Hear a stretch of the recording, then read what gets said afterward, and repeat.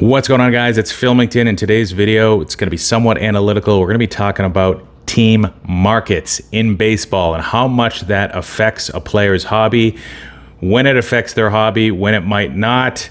And let's try to keep it to under 30 minutes. This is mostly going to be through the lens of baseball. There might be some parallels with other sports, but the research is just baseball. Let's get started. So the first thing I did was create a tiered list of rankings of all of the markets, all of the teams in baseball, starting with the strongest markets and ending with the weakest markets. And I used various criteria here. So I'm going to run through that criteria real quick. First of all, we use the market size. So by that, it's really the population of the city. Now, not in all cases will that directly impact the number of fans. There's going to be a certain percentage that might not be the same across all cities based on whether or not it's a baseball town. There could be some competition from other nearby cities that also have a sports team. Maybe there's another team in that city itself. So that's where I tried to use interest level as kind of a proprietary measure to bridge the gap. And here, I tried not to be too precise because precision at the end of the day could be the enemy of accuracy. So I did a high, medium, and low based on what I thought of the city. Is it really a baseball town? Do they really love their baseball team? With that, a lot of legacy was built in, like the Yankees. Clearly, they've been dominant in across many, many decades, and they've been a popular team for a while. So they were clearly a high. Next, we've got attendance. So this is where interest level also helped kind of fill the gaps. Attendance isn't going to capture everything. Ideally, I wanted to capture kind of like streaming metrics or viewership, but I was unable to find that data broken out by team. So I had to look at attendance, and I couldn't really look at 2020 and 2021 data because of COVID and because how each city was affected differently. Maybe the people that live there have different risk appetites. The way it turned out was there were a number of stadiums where attendance has dropped 40 to 50%, and some where it's only dropped, 5%, 10%. If you look at like the Texas Rangers versus like the Yankees or the Dodgers, some of that might also have to do with like COVID protocol and restrictions and things like that. So I had to look at 2019, unfortunately, for the attendance. Now, I could have also looked at occupancy as a percent. But what I saw was that attendance, the raw average attendance numbers were a little bit better because occupancy as a percent, it really penalized the teams that had the larger stadiums, and it kind of did the opposite and kind of bumped up the teams that had smaller capacities, smaller stadiums. So raw attendance isn't the greatest because that is biased in itself. If you have a really small stadium, then that could potentially hurt you. But what I saw was that wasn't really the case. Next, we've got estimated payroll size. Now, this isn't perfect because there's still a number of roster moves that need to be done. Free agency signings aren't complete. So looking at Spot Track, I use the current numbers for that because I think that's also an important factor for the market. How much is the team willing to devote resource-wise into the current roster? Next, similar to estimated payroll, but team market value. What's the franchise worth? So more of like a permanent criteria or attribute of the franchise itself. I believe that was from Forbes. And then there had to be some sort of attribute that measured the team's ability to win and be competitive. So what I looked at was projected championship probability. I looked at this for next year. I just looked at one sports book, and maybe this has changed since then. I looked at it a couple of weeks ago, and I was able to grab that information because I think that's also an important attribute as well. So we've got 1, 2, 3, 4, 5, 6 different criteria that I measured, and this is the total list we came up with. Now, you might argue, and I might argue with these results too, and say, well, there's no way the Dodgers are ahead of the Yankees. So there might have been some sort of intangible and missing criteria that maybe somehow measured, like, first of all, maybe interest level for the Yankees would have been very high instead of high. The legacy, their ability to kind of win consistently in the 20s with the Murderers Row, the 30s, the 40s, 50s, 60s, 70s, and the 90s and early 2000s, and the fact that they've been so dominant, won so many championships, that their fans kind of take it to another level. That might not have been captured here. And give the Dodgers some credit because they actually have been very, very good over the last few years, and they've committed a lot of resources to their payroll. And I think they do deserve to be up here in tier one. So you'll notice that the average score for the Dodgers and Yankees weren't too far apart, around two. There was a significant drop off after that with the Mets from 2.67 to 5. And then you've got the Red Sox down a little bit more, the Astros. Now, this one's tricky because we're measuring here the strength of the market, but these are all variables that have nothing to do with the perception of the team away from its hometown. So the way the Astros are perceived outside of Houston is obviously very different than within Texas and specifically within Houston. So this is sort of a nuance. So don't pay too much attention to that because you could argue that they could fall a little bit just based off of how outsiders kind of perceive Houston, especially for certain players versus others. So again, very nuanced situation. Then you've got the Braves, the Cubs, Phillies, White Sox, Padres, Giants, Cardinals, and you could, maybe argue that after the Cardinals or Angels onto the Blue Jays, maybe you see another fall off there, and maybe there's another, tier three at that point. Technically, you could argue that the Mets were tier two by themselves, or the Red Sox were in that, or tier three by themselves. But I don't really see a whole lot of differences in the way a player is perceived if they are to kind of move across these teams. The only example might be the Mets. We'll talk about some of their players a little bit later that they have that might be helped by being on the Mets. But basically, I saw this as being a two-tier system all the way down to the Marlins being 30th. Now, again, there's another drop-off from the Athletics to the Pirates, but I just can't see a player moving from the Pirates to the Athletics and being helped a whole lot, or from the Pirates to the Indians and their hobby like exploding. I just don't see it as being much of a difference. So I do have these two tiers. We've got the Yankees and Dodgers and everybody else. And again, this is imperfect. Yankees potentially should be number one. I'd have no problem with that, but I don't think that you guys would disagree with the Dodgers potentially being in that first tier with them. So that's what we're rolling with for this analysis. Now let's look at some examples of players that are on these teams.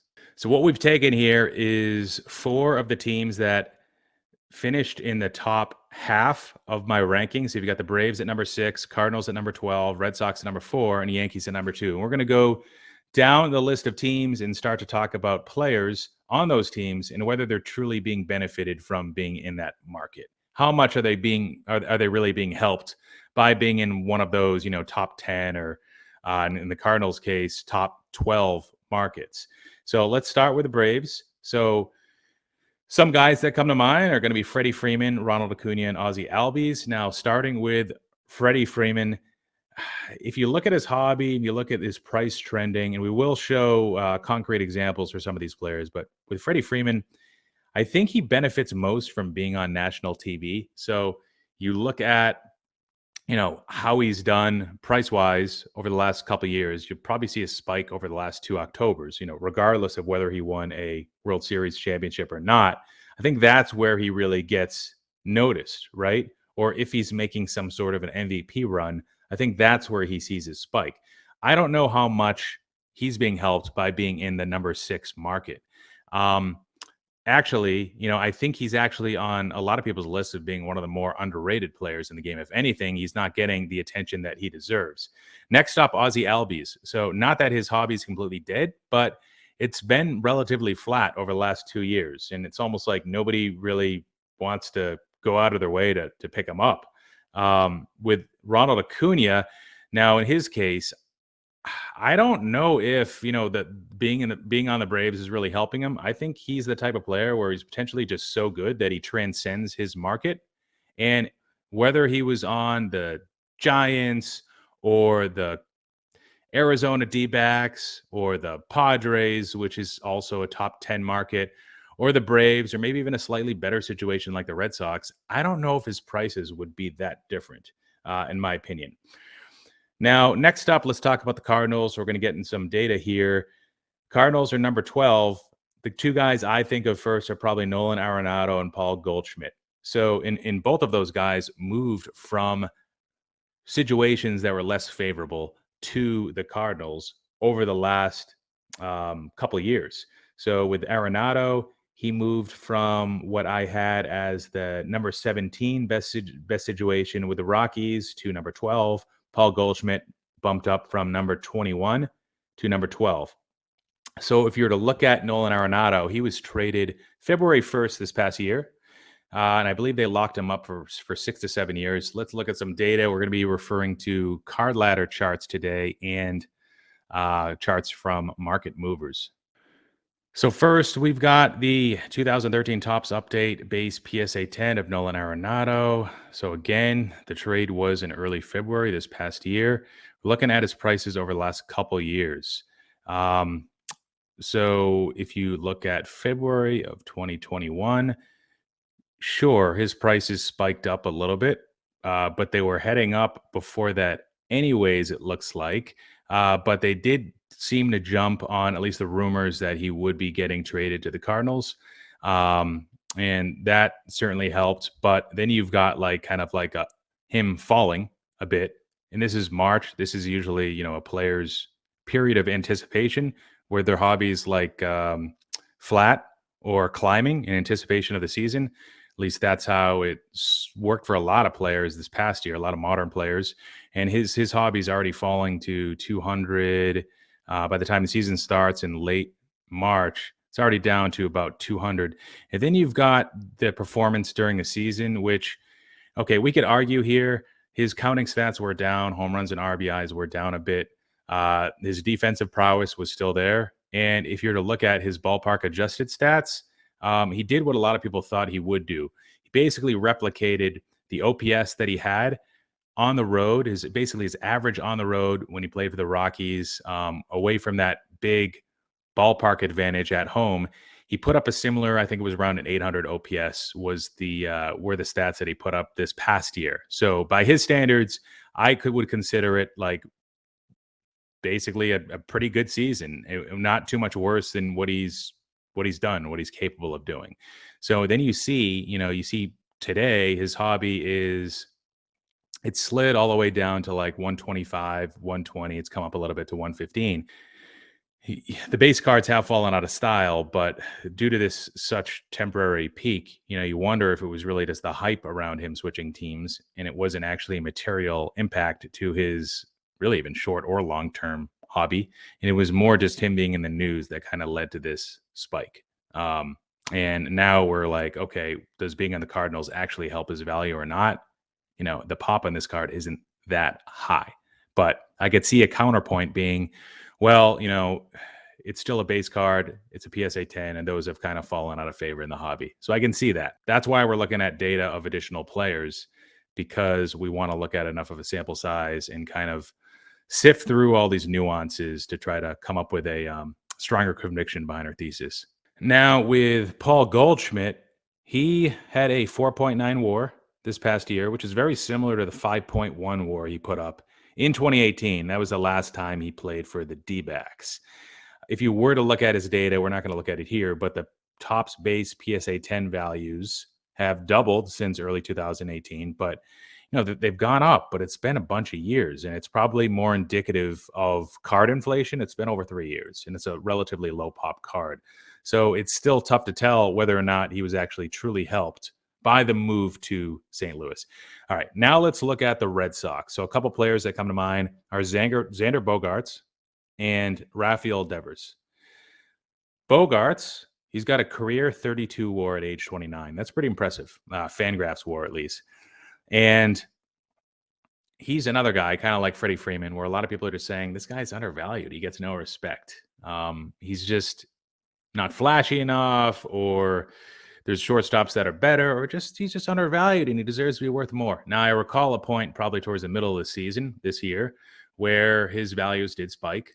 And I think that was because maybe he was on pace for his career best season. Now, he ended up falling a little bit and his prices dipped a little bit. But I think, I'm looking at his hobby values over the last 5-6 years, and I'm like, this doesn't look like a guy that's helped out by his market. This looks like a guy that's being overlooked. This looks like a guy that's on an average market, or it doesn't seem like being on the Red Sox really helps him a whole lot. If you're to look at Rafael Devers, we're going to look at some data here. Rafael Devers has done nothing short of tear it up over the last 3 years. He's put up WARs of close to 5 in the full seasons at least, and he's been absolutely dominant from a hitting perspective. He's been routinely called one of the best hitters in the majors. But his Bowman Chrome autograph, BGS 9.5 Auto 10, is selling for about $275. And if you look at the last 2 years of data, well, he's been pretty flat, from where he started to where he is now.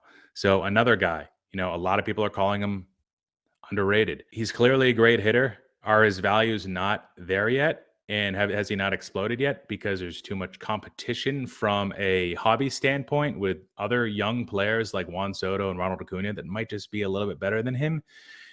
I think that's probably the case. I certainly don't think being on the Red Sox and being in the number 4 market is certainly helping him. I don't think he'd be that much worse off anywhere else, to be frank. Now let's look at the Yankees, and we're going to be focusing on Giancarlo Stanton and DJ LeMahieu. Aaron Judge is a guy we'll talk about later. His situation's a little bit different, but with Stanton, I believe is locked up till at least his age 39 season on the Yankees. And he clearly hasn't been that great, and his hobby has showed that. It's gotten absolutely destroyed. He still does have pretty respectable career stats. If he turns it around, he could end up being a Hall of Famer. We don't know that he's not going to do that yet. But his hobby is terrible. His hobby was better on the Marlins when he was a top producer.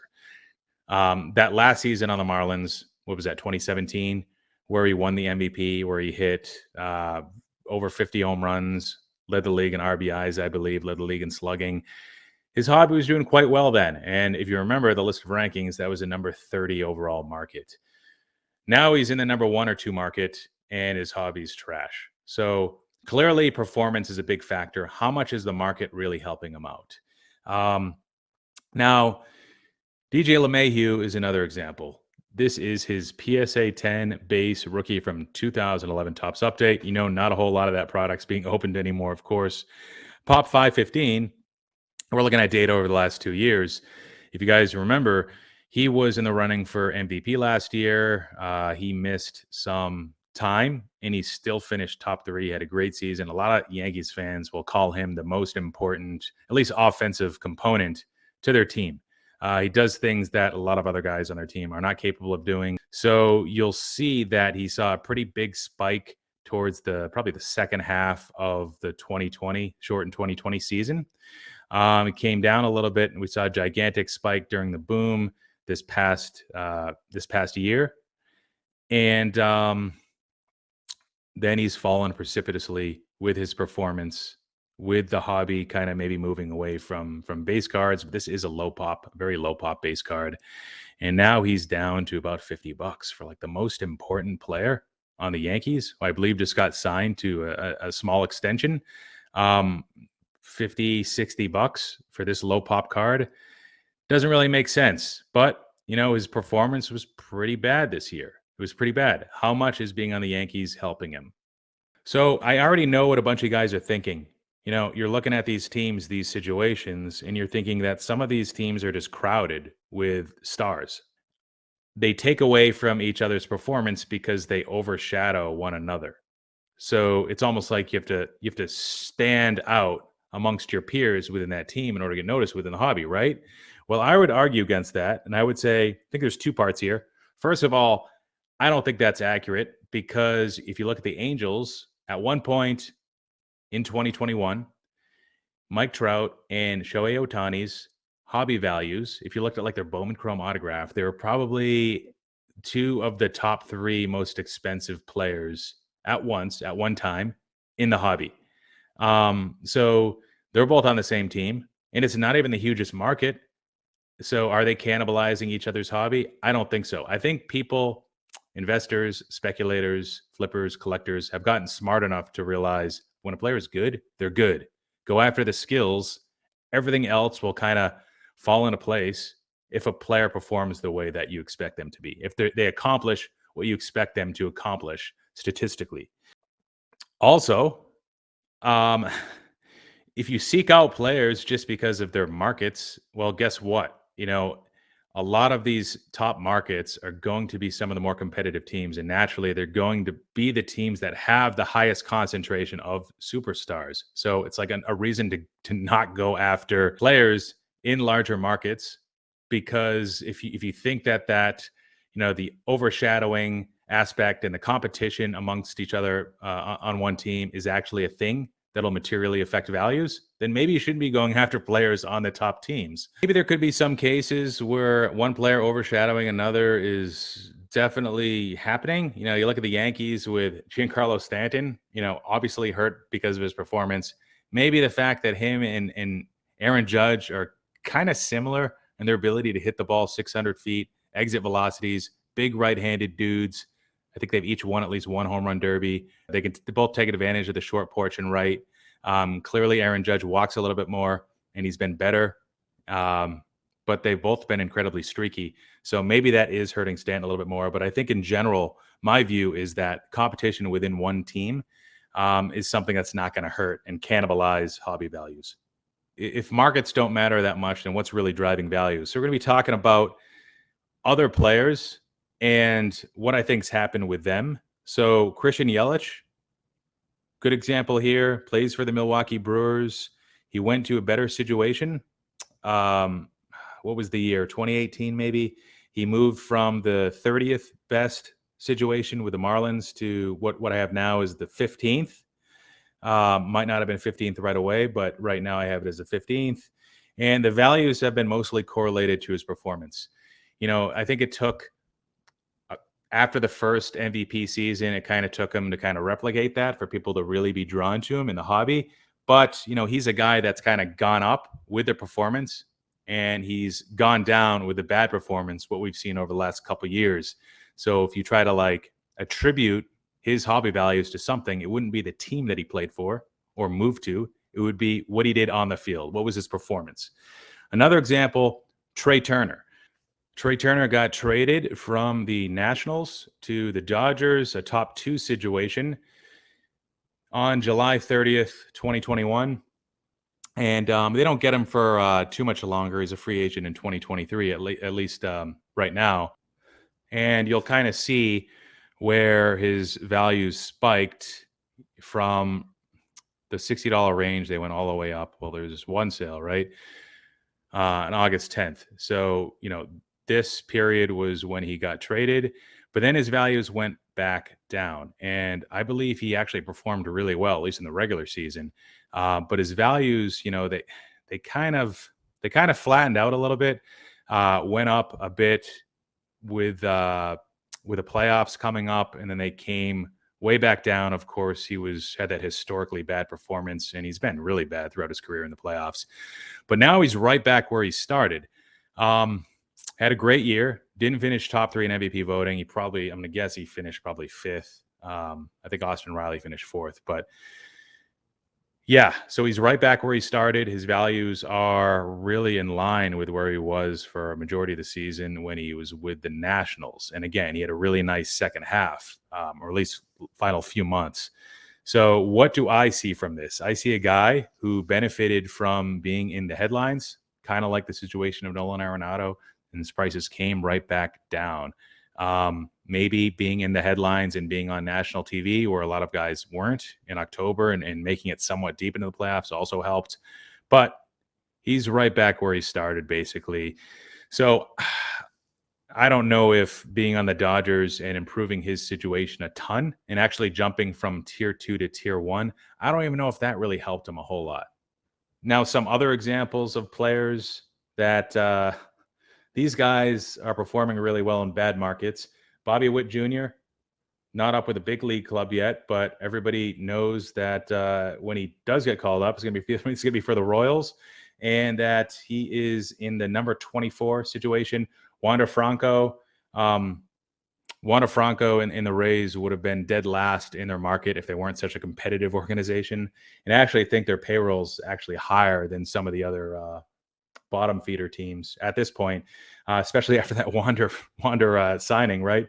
So he's at the 26th best situation. You look at those players, and it's like, especially with Wander, he's just so good, or people expect him to be so good, and people understand that that ceiling is so high that people don't care about the market. Prospectors care about the skills. Prospectors are obsessed with WAR. They're not even really obsessed with the ability for them to win a World Series. And Juan Franco, could he? Yes. Bobby Witt, it might take him a lot longer, but I don't think people really care about that. And maybe that's a separate video. That'll be a separate video on why rings don't matter for baseball with regards to the hobby. But yeah, the sabermetrics obsession is fueling people, and it's driving people to want to acquire guys who just don't play for the greatest teams, who aren't in the greatest markets, who don't have a whole lot of fans, maybe. Okay, what's another reason to not invest in players in good markets? Well, it's because market variables evolve. We looked at those criteria early. Now we're going to go through a bunch of players where their situation has evolved over the last, 3 to 4 years, or where their team has changed from a being in a bad market, a unfavorable environment, to one that's actually above average. First guy is Fernando Tatis Jr. Number 9 market right now. Can you believe that? The Padres, 3, 4 years ago, before they signed Manny Machado, they were probably closer to 30 than where they are right now, number 9. Um, their payrolls increased. Again, they brought in Machado, they brought in pieces, they brought in pitching. They're trying to contend. So you look at those criteria that are changing, the probability to win a World Series, just their overall competitiveness as a team. Their payroll has increased. Their attendance has actually done really well. That was a big surprise to me. Even throughout COVID, it's done really well, and I didn't even use those numbers. They would have been higher if I used the most recent attendance numbers versus 2019, because Tatis has drawn in a lot of fans since then. Of course, he was a rookie in 2019. So if people remember, back in 2019, after that rookie season for Tatis, I remember his values were actually very similar to Gleyber Torres. Gleyber Torres was coming off a really nice campaign, and I think he hit it like 37 home runs or something. And the values are very similar. And I think one of the arguments to Glaber was, well, he plays for the Yankees. He's got the Yankee effect. He could be like the next captain. That could be huge.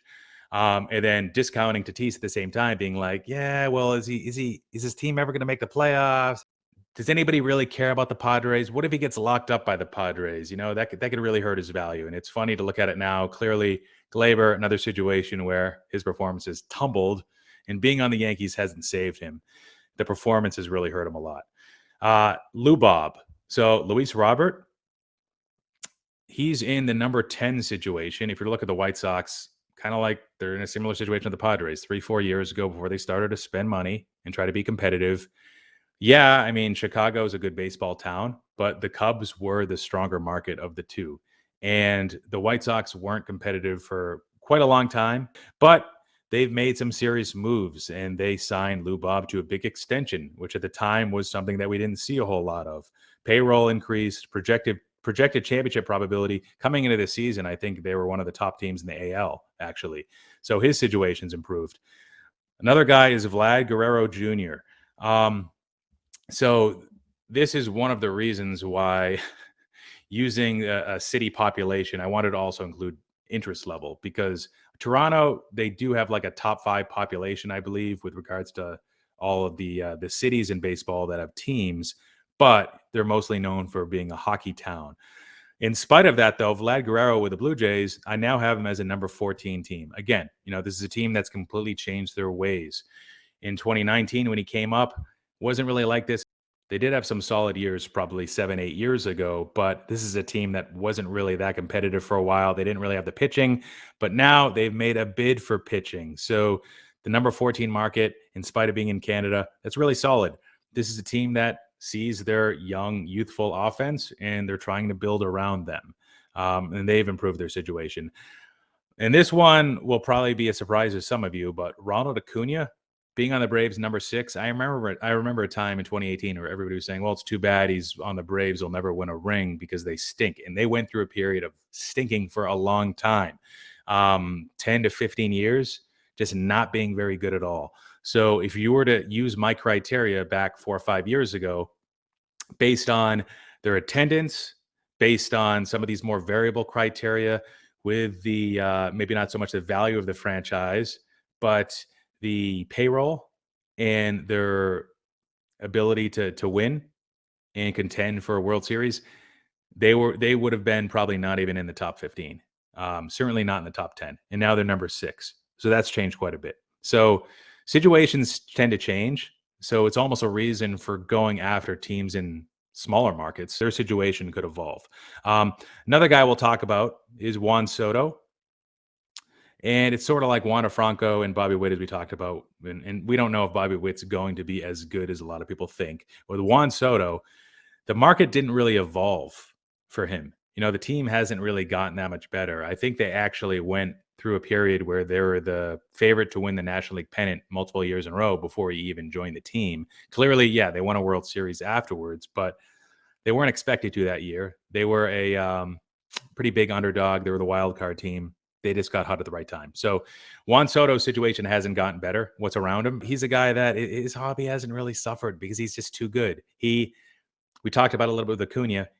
Juan Soto, Wander Franco, those guys definitely transcend their situation. It doesn't matter what market they play for. Their hobby's always going to be huge as long as they put up the stats. Again, it comes down to the skills, comes down to the stats, the accolades, the awards, the Hall of Fame likelihood. So having said that, there's always going to be exceptions. Sometimes you need to be a lifer, though, I would argue, in order to fully realize those differences in value based on your market. So look at Derek Jeter, Don Mattingly. If those guys didn't spend their entire careers with the Yankees, do you think their hobby would be what they are today? Not saying that Derek Jeter sucked. He had over 3,000 hits. But if he had done that for a different franchise, maybe he'd be perceived differently. Maybe not. Maybe those intangible characteristics would come out and be noticed, and maybe he would still be recognized the same. I'm not sure, but I think that Jeter might be an exception to the rule, and being on the Yankees probably helped him at least a little bit. On the other side of the spectrum, there's not really a situation where there's a productive hobby relevant player that's a lifer on a team like the Marlins or the Pirates or the Oakland A's. We don't really see that. So we're not able to kind of judge those types of situations. No pun intended, but we're going to talk about Aaron Judge now. Aaron Judge is a guy that I think benefits from being on the Yankees. Pete Alonso, the Mets were the number 3. Maybe they're a 1B tier. Pete Alonso is a guy that I think benefits from being in a top 3 market situation, being on the Mets. Winning those couple of home run derbies, I don't know if his hobby would be where it is, or I don't know it would have peaked when it did during his rookie year, even though he did break a National League home run record. I don't know if his hobby would have went up to that extent if he played for the San Francisco Giants or a team below that, a team outside of the top 15. Now let's talk about some more exceptions where a player's market matters. Mookie Betts. Let's look into some data for him. What we're going to look at is Bowman Chrome Autograph BGS 9.5 Auto 10. And it's got a pop of 712. So Mookie Betts was traded from the Red Sox, number 4 market, to a tier 1 market on the Dodgers on February some point in 2020. Then a little bit later in July, that's when he was locked up for, I believe, an additional 12 years.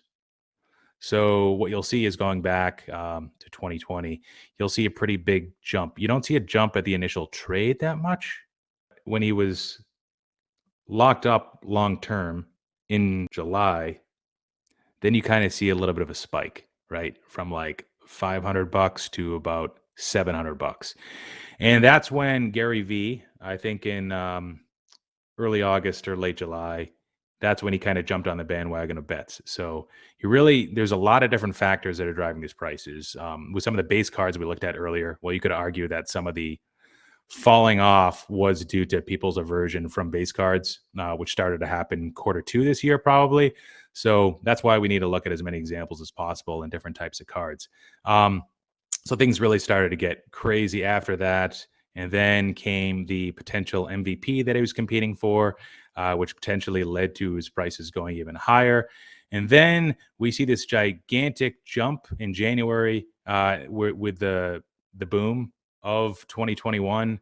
A lot of Bowman Chrome autograph stuff within baseball tended to spike a lot, especially for players that people had thought were undervalued. Mookie Betts was top of that list at that time. He was below exceptional in 2021. He did not contend for an MVP. I do think he still was able to put up about a 5 WAR because of his defense being so good and because he did recover a little bit offensively in the second half. But he was a guy that was banged up. And he also tends to be better in even years. That's when he puts together his highest WAR seasons. So maybe we'll see that next year. But anyways, his prices now are still around like 990. The hobby's come down quite a bit. His performance hurt him, which is probably the biggest factor for these going down.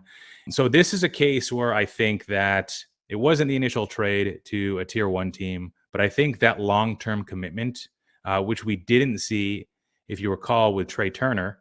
Trey Turner's only locked up for 1 more year, but I think if players are locked up for 5+ years, it shows a sign of strength to the players market, to the marketplace of hobby participants. And I do think that they like that.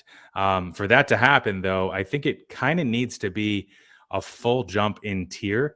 So one would have to jump to basically a top two team. Maybe in some circumstances, the Mets might make sense, which is actually why we're talking about Francisco Lindor next. So here we're talking about his BGS 9.5 Auto 10, which is trading at just $290 at this point.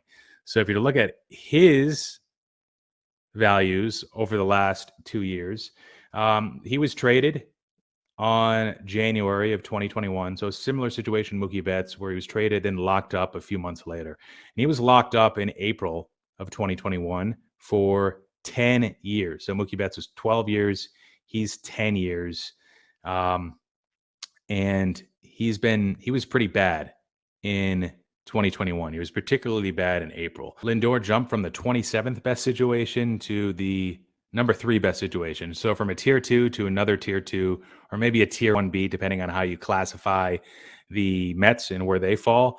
And you'll see that, he fell down a little bit after the short COVID season. He didn't really have that great of a year.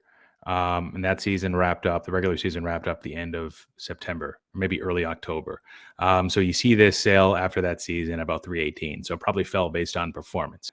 In January 2021, that's where the trade happens. And you see that he jumps from 387. The next sale is 650.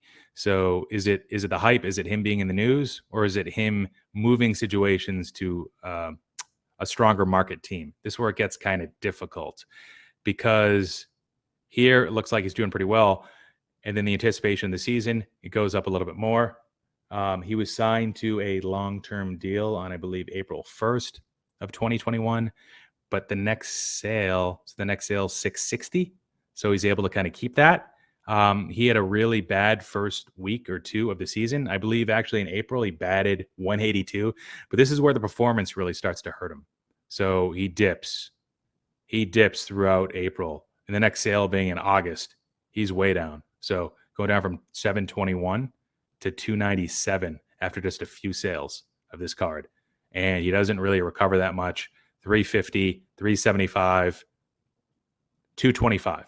So this is a tough situation. One of the reasons why I put the Mets in tier 2 is because I don't know if that long-term commitment is really helping him out a whole lot, because he's dipped well below where he was with the Indians even after that bad year, from 318, many sales here around 200. It could be a combination of things of why he fell so hard. The Hall of Fame likelihood, that's slipped a bunch over the last couple of years, and people are starting to see him differently, where people kind of had him set apart versus Carlos Correa. Now, if you look at their Fangraphs war, it's actually a slightly different story. So it's the performance, it's his entire career when looking at it holistically, again, his statistics. And I don't know if being on the Mets helps him at this point. So we talked about some exceptions where the market probably does matter. Derek Jeter, Don Mattingly, Aaron Judge, Pete Alonso, Mookie Betts, potentially Francisco Lindor. Would somebody like Juan Soto or Mike Trout or Shohei Ohtani, if they got locked up long term by the Yankees, would their hobby go to new heights? I'd like to think so, but we won't know till we get there. And at the end of the day, that's kind of just like an isolated instance. In conclusion, we've got a few key takeaways here. First of all, markets, well, for the most part, they're overrated. And skills are king. And skills, stats, accomplishments on the field, generally that's going to be what drives value. The momentum out there is that there's just fewer team collectors. There's more investors. There's more collectors that are blind to team loyalty, and they just want to collect and invest in the best players or speculate on the best players. Next, don't get in the habit of attaching premiums or discounts to players based on their team's market because players, well, they can switch teams. And in most cases, when there's a hobby relevant player that switches teams, maybe halfway through his career, it's going to be to a more favorable situation. Not always, but in most cases, he's going to move to a better market. Second of all, as we talked about, market variables can evolve. They can change over time. We talked about that in numerous cases. And if you remember the initial criteria, the attendance, the projected championship probability, the payroll size, all of that stuff can change from one year to the next. Next, there's certain players that are just so good that they can transcend markets. It doesn't matter what organization they play for at the end of the day. And lastly, markets don't usually matter too much. The effect usually isn't that large when there is an effect. Now, having said that, there are times where markets matter. I think with tier one markets, you look at Jason Dominguez, you look at Anthony Volpe, you look at Aaron Judge on the Yankees, and probably certain prospects on the Dodgers and certain players on the Dodgers. I think there are some cases where it does matter a little bit, but that's truly for tier one. Maybe for Mets, we talked about Pete Alonso. There are some situations where it probably matters a little bit. And lastly, the movement from a tier two situation to a tier one situation, I think that could matter, but only if there's a long term commitment to the player. We talked about how Giancarlo Stanton was locked up till I believe his age 39 season. Well, that's not really helping him because he's not really getting it done on the field. So at the end of the day, you still have to be good. Last thing I'll add is that another way to look at it is you almost want to target guys in the worst markets because situations, their situation and the team situation is transitory. And sure, there's some organizations that are going to stay in that bottom 10 for longer than others, but there's upside there. There's upside in a change and that going in the positive direction. As Tupac once said, when you're on top, you can only go in one direction, and that's down. All right, guys, that is it. Thank you for watching. Let me know what you think down below, what you agree with. There's probably a number of things that you don't agree with, and that's fine. Let's start some dialogue below. Thanks for watching, and have a good New Year, guys. Take care. Filmington out.